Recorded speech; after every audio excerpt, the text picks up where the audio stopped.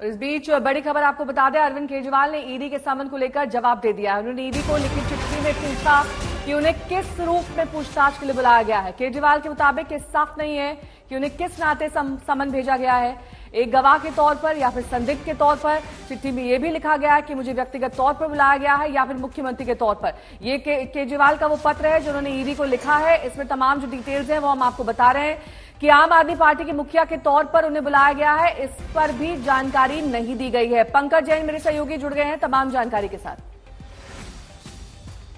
पंकज, क्या क्या main point जो इसमें लिखे गए हैं, राजनीति से प्रेरित और किस लिए बुलाया, बीजेपी का हाथ, ये सारी बातें भी क्या इस जवाब में लिखी हुई है?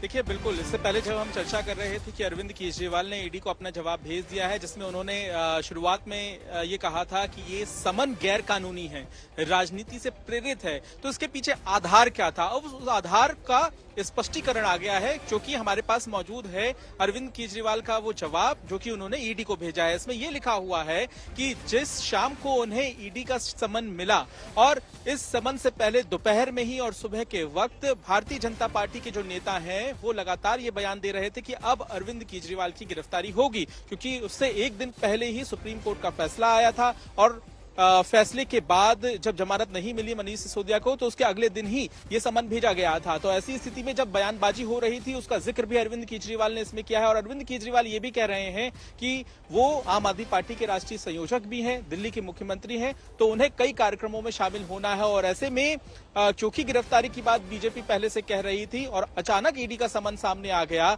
तो फिर ये राजनीति से प्रेरित है और उनकी छवि को खराब करने की कोशिश की जा रही है। और हम आपको बता दें, यहाँ पे हलचल काफी तेज हो गई। तस्वीर भी आप देख लीजिए एक बार।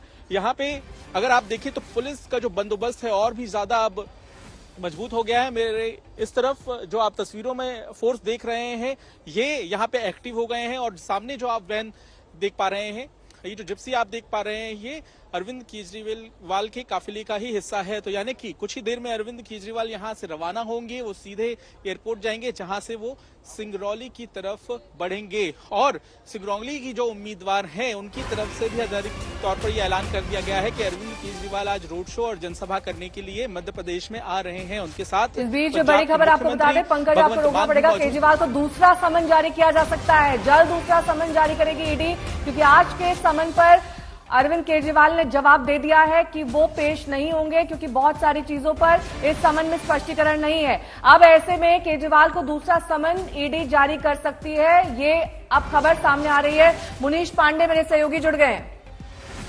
मुनीश, ये दूसरा समन ईडी अगर जारी करती है तो और विकल्प क्या बचते हैं फिर अरविंद केजरीवाल के पास?